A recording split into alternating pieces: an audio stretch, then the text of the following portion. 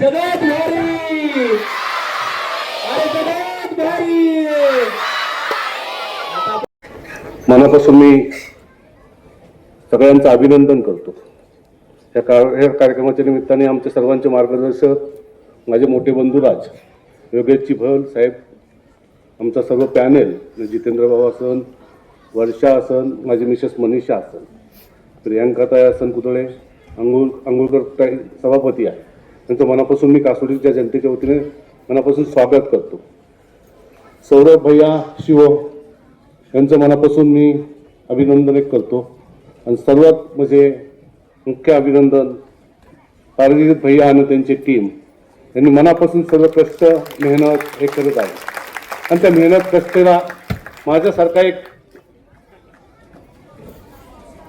भावाच्या नात्याने पारजीत भैयाच्या त्यांच्या शाळेच्या सगळ्या टीमच्या जात्याने मनामध्ये शंका आणि न करता एकच विचार आला, आपण निवडून आल्यानंतर काही तर चांगलं काम केलं पाहिजे.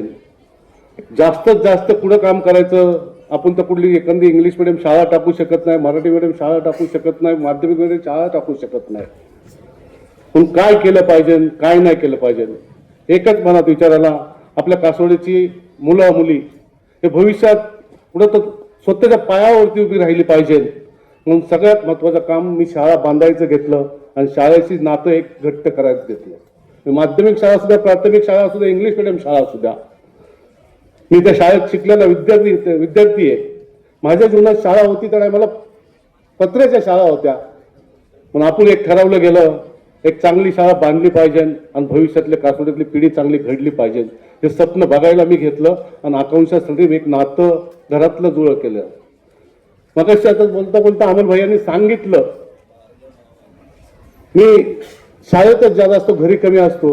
मी सकाळी एकदा घर सोडलं जेवल्यानंतर 10 वाजता जास्तीत जास्त नागरिकांना, विद्यार्थ्यांना शाळेला कसा टाइम देईन याचा विचार करत असतो. आणि माझ्या जीवनामध्ये शाळेच्या शिकत असताना एकच म्हणजे बॅचला जायचं हजेरीच्या आणि पळून जायचं.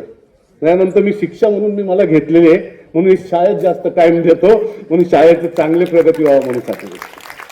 आणि एक मी कुठल्या गोष्टीचा मदत करायला घेतली. शाळा पहिल्याची बांधायला घेतली तर त्याला खूप अडचणी आल्या त्या, पण मी जिद्द आमच्याकडे केलते आणि माझ्या पाठीशी योगेश भल होते म्हणून मी शाळा बांधण्याची डेअरिंग केली. आणि प्रत्येक नगरसेवकांनी महापालिकेच्या शाळेशी नातं संबंधित चांगलं ठेवलं पाहिजे. त्याच्यातनंच हे घडण्याची पिढी दिसत असतं. त्याचंच उदाहरण झालं म्हणलं तर आमची श्रावणी टोनगे ही जर्मनीला शिकायला गेली. ह्याच्यासारखा आनंद माझ्यासारख्याला काय भेटणार शेवट. माझ्या गावातली मुलगी, माझ्या मित्राची मुलगी ह्या महापालिकेच्या शाळेत शिकती आणि ते भविष्यातली ती जर्मनीला जाती. आज सर्वात जास्त मला आनंद झाला. एवढ्या वर्ष 24 वर्ष राजकारण समाजकारण याच्यामध्ये करत असतो. निकाल लागला टॉप 10 मध्ये वरती आल्यानंतर त्याच दिशेने डोळ्यात पाणी आलं. ते भरून आलं तर आनंदाचं पाणी होतं, रडण्याचं पाणी होतं.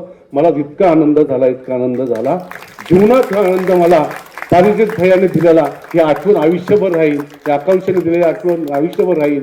महापालिकेत योगेश भल सारख्या लोक मार्गदर्शन खाली काम करतोय, हे आनंद घेण्यासाठी मला साक्षीला भेटलं, हे मला आनंदच झाला.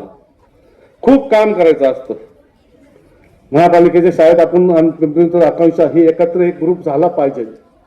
पाहण्याचा दृष्टिकोन महापालिकेच्या काही अधिकाऱ्यांचे वेगळे आहे. हे दृष्टिकोन बदलण्याचं काम तुम्ही आम्ही सर्वजण नगरसेवक इथं बसलोय यांनी केलं पाहिजे. आणि सर्वात जास्त जबाबदारी अंगुळकर काही तुमची. तुम्हाला एक आमची बहीण म्हणून विनंती आहे, आपल्या अधिकाऱ्यांचे पाहण्याचे दोन ही आकांक्षा म्हणजे प्रायव्हेटच आहे, हे लुटणारीच आहे, हे कसलीच आहे. हे विद्यार्थी कुठले, हे पिंपरी चिंचवडचेच आहे ना, हे माझ्या प्रभागातलेच आहे ना. ही शंका येते अशी. सुदैवताईंच्या शाळा आहे. आम्ही आता आकांक्षांच्या 2 शाळेच्या बॅचच्या आहे ना 10वीचे बोर्डचं निकाल हे आणतोय. बोर्डचं त्याचं 10वीचं बोर्ड इथंच झालं पाहिजे. आणि एक पिंपरीच्या शाळेला आणतोय आणि एक कासोडीच्या शाळेला आणतोय. हे शेवटच्या टप्प्यावरती आमचा शेवटचा त्याचा नंबर भेटत असतो 10वीचा. तो शेवटच्या टप्प्यावरती आहे. स्वर्गवासी अजितदादांना म्हणून तेवढं आभार मानू शकतो. ते जिवंत नाही पण त्यांची आठवण घेऊ शकतो. 10वीच्या बोर्डची आकांक्षाची फाईल पाठवली. दादांना सांगितलं मला हे करून पाहिजे. दादांनी जिवंतपणे असताना मला 8 दिवसाच्या मुंबईतली फाईल पुण्यात पाठवली आणि पुण्यातली फाईल आपण पिंपरी चिंचवडमधून झेडपीलाही पाठवली. हे करण्याचा उद्देश काय आहे माझ्यातलं काय अर्थ आहे? माझ्या फक्त एक आपुलकी, माझी मुलं चांगली व्हावं हीच अपेक्षा आहे. आणि हे करण्यासाठी मी एक केलं, हे 10वीचा बोर्डला 2 वर्ष आपण पुण्यात जाऊन 10वीचा परीक्षा देतोय. मग का वाटत नव्हतं मला माझ्या कासुरीची मुलं, माझ्या 10वीची मुलं इथंच बसून पास झाली पाहिजे, हे मनात शंका होती. आणि पिंपरी चिंचवडला का होतं? आणि पिंपरी चिंचवड, पुणे, नागपूर, तुमचं नवी मुंबई, अनेक शाळा आकांक्षा चालवतात, अनेक शाळा. माझ्या अंदाने 75,000 विद्यार्थी ते आकांक्षाची टीम घडवती. 75 पैकी 14,000 आकांक्षामध्ये शिकतात आणि 75,000 पैकी सेतू विकास आहे त्याच्यामध्ये 75,000 विद्यार्थ्यांना आकांक्षा शिकवते, घडवती, सगळं करते. आणि प्रियंकाताई उदय आहे, अंगोकरताई, आमचं एक आहे नगरसेवक, आम्ही पालक, सर्व शिक्षक, सर्व कर्मचारी एक जीवानी काम करतो आम्ही तिथं. आमच्या पालकांना कधी सांगायला लागत नाही. मी ड्रॉच्या टायमाला एकदा सांगितलं ना, हे ड्रॉ नक्की असंच होणार, तो तसाच होतो. कुणी ऑब्जेक्शन घेणार नाही, कुणी काही करणार नाही. शिस्त लावायची तर अशीच लागली पाहिजे. पालकांना विनंती, आणि पालकांना आम्ही काम करायला होतो शाळेत. मी स्वतः काम करतो शाळेत, विद्यार्थी काम करतात, आमचे शिक्षक काम करतात, जीवापार प्रेम करतो आम्ही शाळेवरती. शाळा बांधताना मी प्रत्येक गोष्ट योगेश भाईंना दाखवली होती. योगेश भाईंनी मला सांगितलं ड्रॉइंग रूम इथं कर, कॉम्प्युटर रूम इथं कर, इथं कर, तिथं कर, प्रत्येक गोष्ट सांगितली. का याचा विचार? आपल्याला कुणाचं तर मार्गदर्शन पाहिजे. आम्हाला अजितदादांचं मार्गदर्शन, आम्हाला योगेश भाईंचं मार्गदर्शन, आम्हाला लक्ष्मी भाऊचं सहवासात राहिलेलं आहे. आम्ही सगळ्या नात्यांच्या सहवासात राहिलो. पण काम करण्याची जिद्द आणि चिकाटी ही खूप पाहिजे. म्हणून मी कासवडीतल्या लोकांना कायम सांगत असतो, मी कधी भेद बघत नाही. मी कासवडीच्या कामाचा माणूस आहे हे सिद्ध झालं. आणि कासवडीकर हे माझ्या रूपाने कायम सांगत असतात. मग अमोल भैयाच्या एका प्रवासामध्ये काय तर सांगत गेला, आपल्या शाळेमध्ये घड्याळ टिकलत नाही, घड्याळ बंद आहे. त्यांनी आपल्या हे सांगत होते, अमोल भैया माझ्या रूपाने तुला सांगतो, म्हणजे माझी कासवडीची जनता हे माझं घड्याळ हे आयुष्यभर कधीच बंद पडून देणार नाही, ही मला खात्री आहे.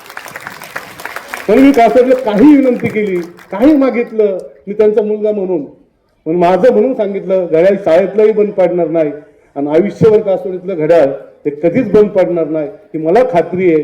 हेच सांगतो. श्रावणी टोनगे सारखी विद्यार्थी घडली. गेल्या टायमाला प्राजक्त भैयाला मी सांगितलं, 10वीचा 2 वर्षापूर्वी मला 10वीचा रिझल्ट चांगला पाहिजे. मी म्हणजे स्पष्टपैकी बोलणारा माणूस आहे. मला 10वीचा रिझल्ट चांगला पाहिजे, तुला 10 मुलं ह्याच्यातली निवडायची आहेत, 10 मुलांना 1-1 लाख रुपये बक्षीस भेटलंच पाहिजे महापालिकेचं. प्राजक्त भैयानी 10 म्हणून मला 25 मुलांना बक्षीस मिळवून दिलं. प्राजक्त भैया मनापासून तुझं अभिनंदन, तुला हात जोडून नम्र विनंती. तरी एकदा प्रिन्सिपलला सांगितलं,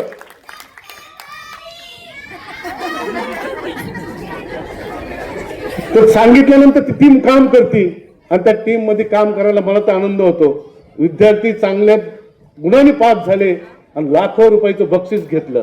प्राथमिक शाळेने तसंच केलं, माध्यमिक शाळेने तसंच केलं. सगळ्या गोष्टीत आपण तिन्ही शाळा आपल्या प्रगती होत आलेल्या आहे.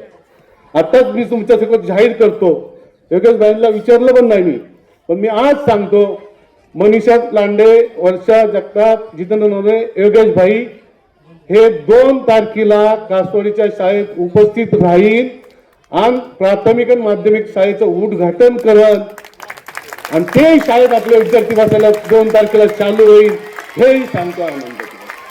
तुम्हाला काही कमी पडणार नाही, काही कमी नाही पडणार. ते सगळं झालं त्याचा परिसर तर चांगलाच होणार आहे, एकदम आनंदाच होणार आहे, शाळा चांगल्याच होणार आहे, ग्राउंड चांगलंच होणार आहे. पण तुम्ही एक विचार करा, आज पुस्तकाचं गावचं चर्चा जगामध्ये चाललेली आहे, टॉप 10 मध्ये कासवडीचं नाव चाललेलं आहे. आज पण तुम्ही विचार करा, माझ्या मनामध्ये काय विचार आला सर, शाळेच्या आवारात कॉर्नरला राजमाता जिजाऊ शिकवताना बाल शिवाजीच्या हातात पुस्तक द्यायचं, म्हणजे ह्याचा विचार किती पूर्वी आधी सुचला असत. आणि ते चलचित्र आता पुढील 6 महिन्यात आपण करू. आज तेच चलचित्र तुम्ही इथं जिवंतपणे दाखवलं. म्हणजे मी माझं म्हणजे तलवारी बिलवारी राहू द्या बाजूला, शिक्षणाचं महत्व किती आहे ह्यालाच जाणीव केली पाहिजे.